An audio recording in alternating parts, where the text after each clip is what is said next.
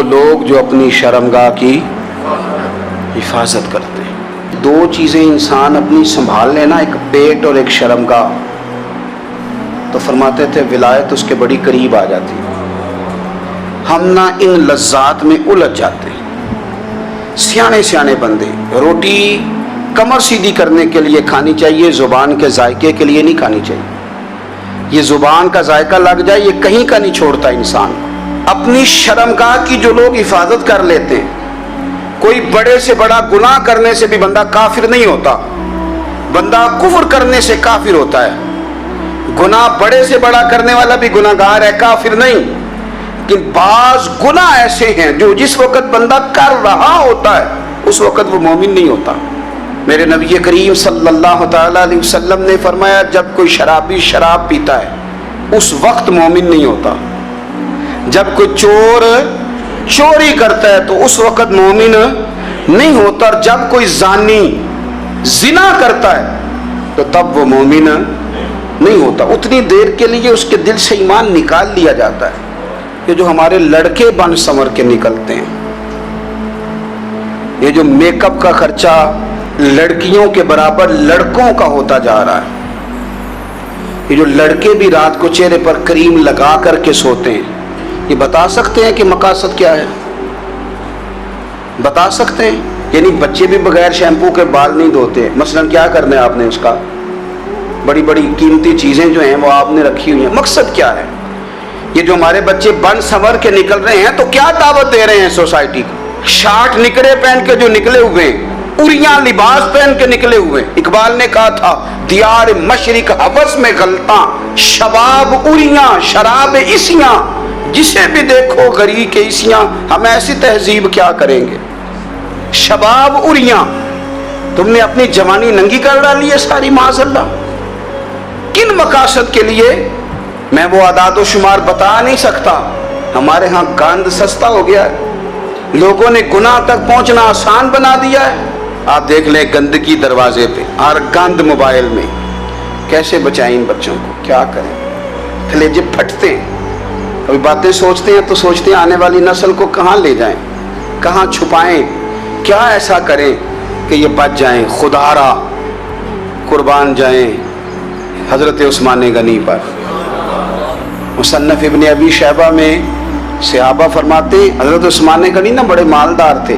مال آتا ہے تو لوگ عیاش نہیں ہو جاتے، مال آتا ہے تو لوگوں کی خواہشات بہت بڑھ نہیں جاتی۔ بڑے مالدار تھے، مالدار بھی تھے اور سونے بھی بڑے تھے۔ حضرت اسامہ بن زید کہتے ہیں میں نے زندگی میں اتنا سونا بندہ نہیں دیکھا جتنے حضرت عثمان غنی خوبصورت تھے، پیسہ بھی حسن بھی۔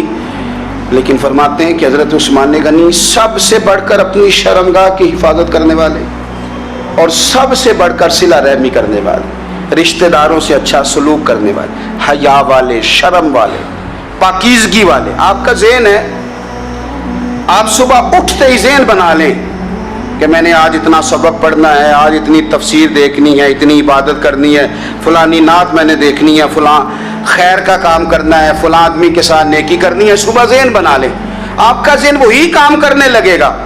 لیکن اگر صبح اٹھتے ہی ذہن میں گندگی ہے، رات کو سوتے ہی معاذ اللہ ذہن میں وسوسے ہیں، تو پھر سارا دن وہی چکی چلے گی، وہی انداز رہے گا۔ تھوڑا سا آپ کو اس کی نگرانی کرنی ہے، تھوڑا سا۔ فحاشی، عریانی یہ تیزی سے پھیل رہی ہے، تیزی سے گندگی لوگ کشید کر کے لاتے ہیں۔ اور حیا کا مطلب صرف اتنا ہی نہیں ہے آپ زنا اور بدکاری سے بچیں، آپ اپنی زبان کو بھی حیا والا بنائیں۔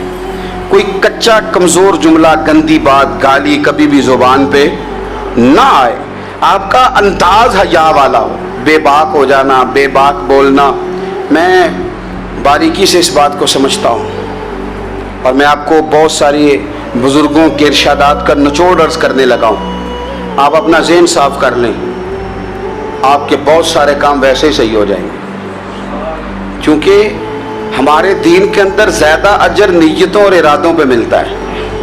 آپ کے جو اندر کی پاکیزگی ہے وہ بہت سارا فضل لاتی ہے اللہ کا، اور اگر دل ہی نہ پاک ہو، ذہن ہی نہ پاک ہو، تو وہ خیر کی چیزیں کس طرح کر کے داخل ہوں گی؟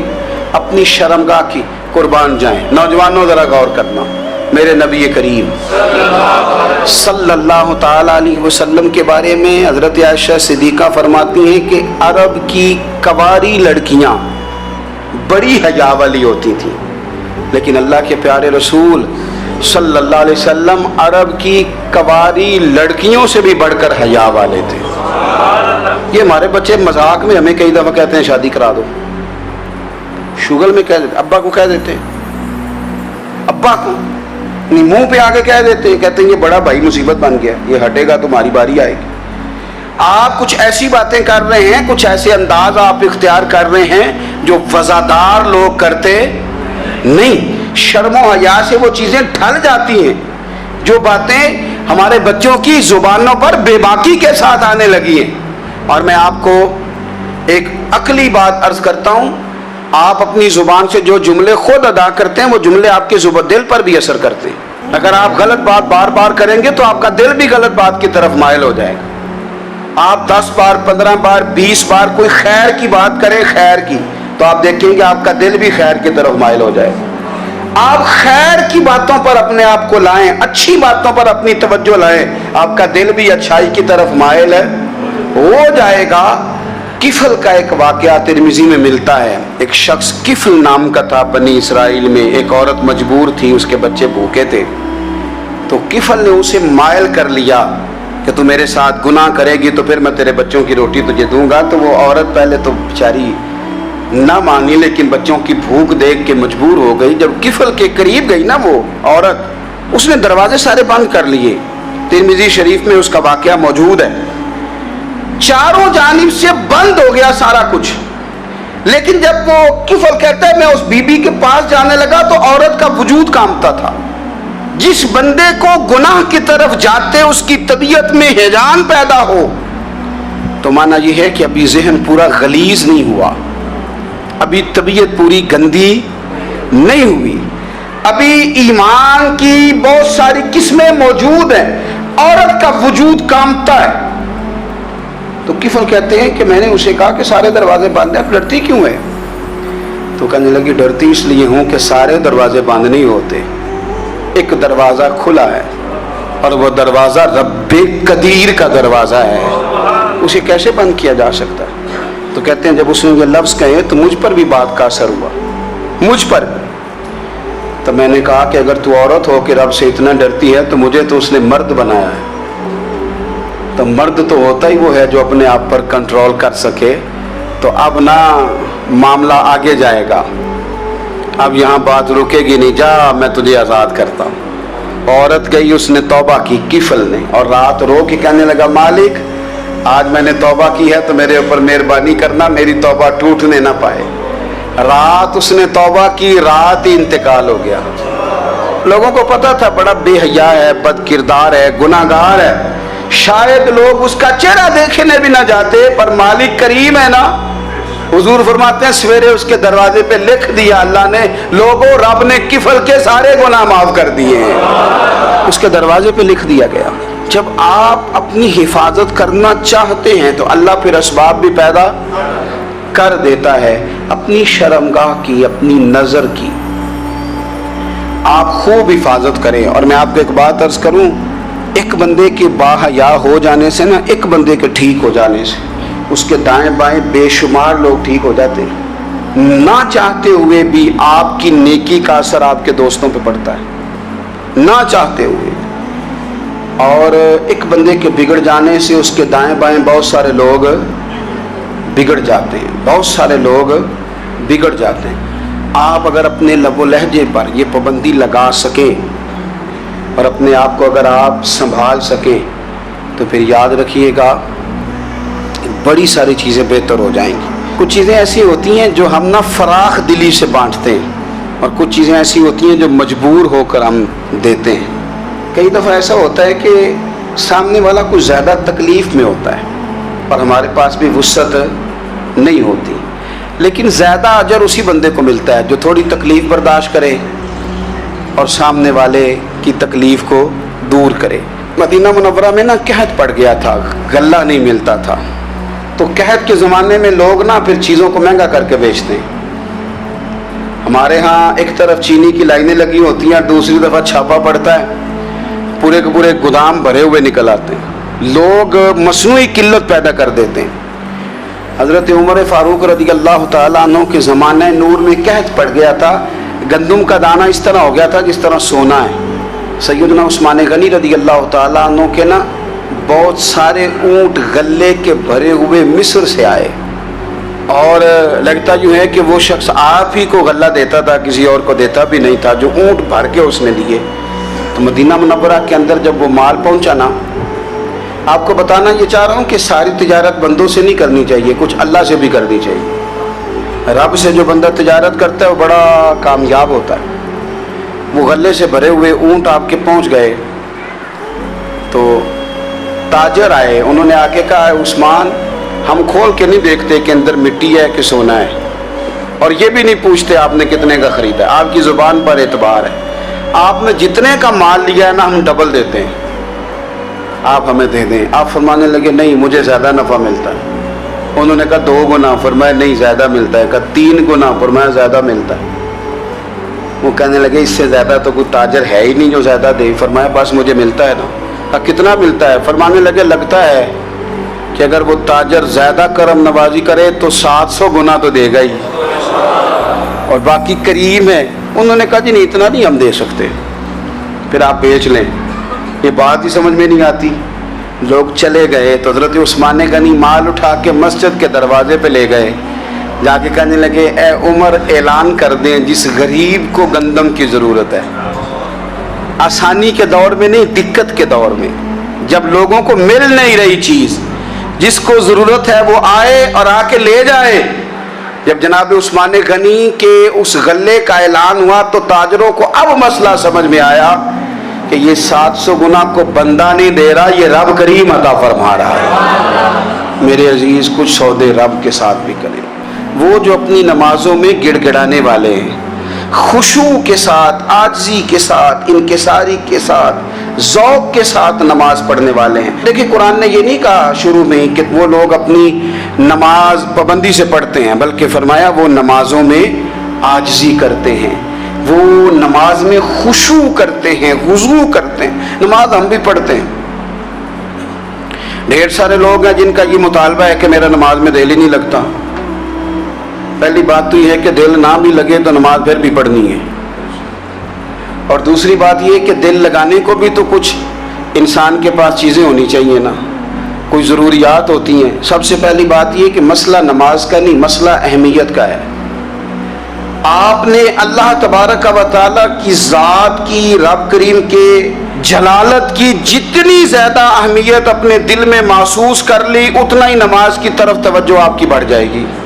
आप सादी सी मिसाल है, गौर कर लें, जितना आप अपने उस्ताद को प्रोटोकॉल देते हैं, जितनी इज्जत करते हैं, उतना ही वक्त पे आप उनके पास पहुंच भी जाते हैं। अगर आपके दिल में अहमियत नहीं है तो आप टाल देंगे, और जिस उस्ताद की अहमियत है उसके फ़ोन की घंटी बजते ही फ़ोन भी उठाया जाएगा, और बात पूरी मुकम्मल भी नहीं होगी तो कहा जाएगा जैसे आप कहेंगे, और जो वक्त वो देंगे उनसे 10 मिनट पहले पहुंचने की कोशिश भी की जाएगी। बस समझ लें दिल लगने ना लगने का मसला नहीं, अहमियत का मसला है। आप जितनी अपने मालिक की बारगाह की अहमियत समझ लेंगे, उतना ही वक्त पे मस्जिद आएंगे, उतना ही शौक से नमाज पढ़ेंगे। दूसरी बात, नमाज के तर्जुमे पे गौर करें। आप यकीन करें अगर नमाज का तर्जुमा हमें आ जाए ना तो हमें तो यूं लगे कि हम तो अपने मालिक की बारगाह में अर्ज़ो मारूज करने हाजिर हुए हैं। ये सूरह फातिहा ही देख लें आप। हुजूर फरमाते हैं, रब फरमाता है सूरत फातिहा आधी मेरी है आधी मेरे बंदे की है। जब उसने कहा अल्हम्दुलिल्लाह रब्बिल आलमीन अर्रहमानिर रहीम मालिकी यौमिद्दीन इय्याका नअबुदु व इय्याका नस्तईन, जब यहाँ तक वो लफ्ज़ कहता है तो ये हिस्सा मेरा था। उसने अपने रब की तारीफ की, और जब कहा ना उसने इहदिनस सिरातल मुस्तकीम, अब बंदे ने इल्तिजाएं शुरू कर दी। उसने कहा कि मालिक भी तू है, रहमान भी तू है, रहीम भी तू है, इबादत भी तेरी करते हैं तो मदद भी तो तुझी से मांगनी है। अब मेहरबानी फरमाना इहदिनस सिरातल मुस्तकीम, हमें सीधा रास्ता दिखा दे। सिरातल लज़ीना अनअमता अलैहिम, उन लोगों का रास्ता दिखाना जिन पर तूने इनाम किया है। गैरिल मग़दूबि अलैहिम वलद्दालीन, उनके रास्ते पे ना चलाना जिन पर तेरा गज़ब हुआ। جو گمراہ ہو گئے ان کے راستے.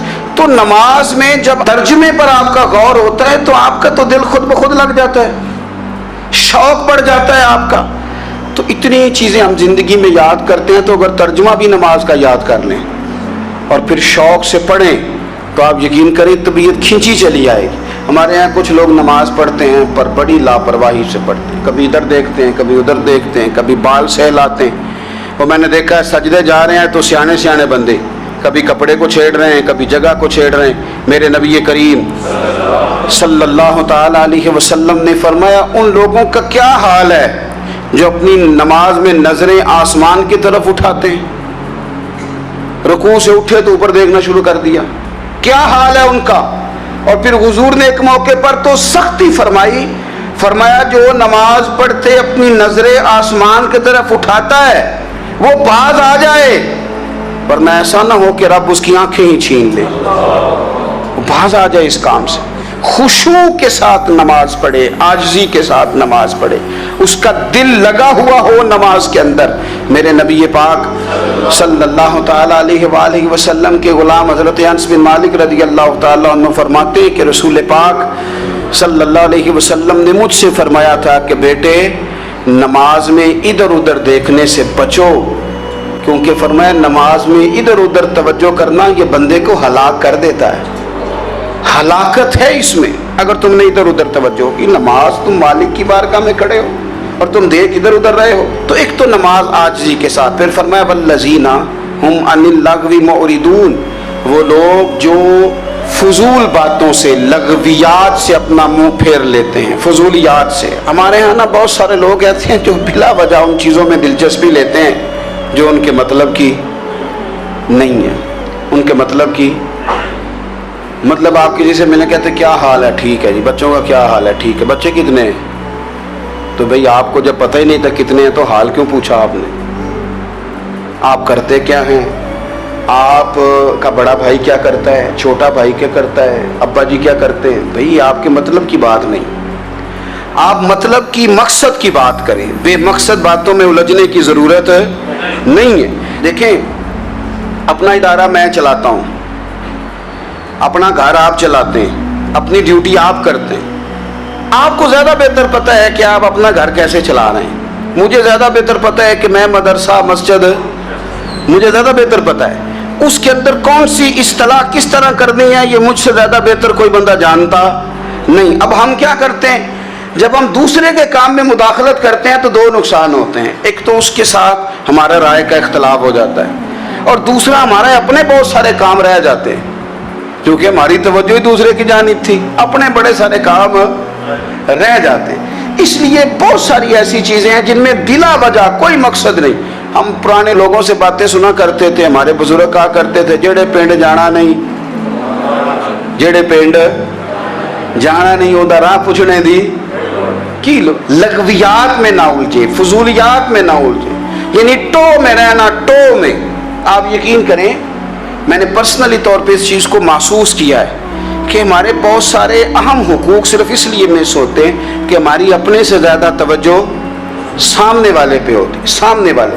میں نے دیکھا بڑے بڑے عجیب سوال اور بڑے بڑے انوکھے سوال, مطلب یہ کہ اتنی لمبی چوڑی, اور لوگوں کو بڑا پتہ ہوتا ہے یہ فلاں آدمی جو ہے اس کے بچے کتنے ہیں, وہ بیاہ کہاں پہ ہیں, کس کس علاقے میں ان کی شادیاں ہوئی ہیں. اتنی تفصیلات کی ہمیں ضرورت نہیں ہے. ہم سے تو ہمارے بارے میں پوچھا جائے گا, تو ہمیں اپنا معاملہ بڑا صاف ستھرا.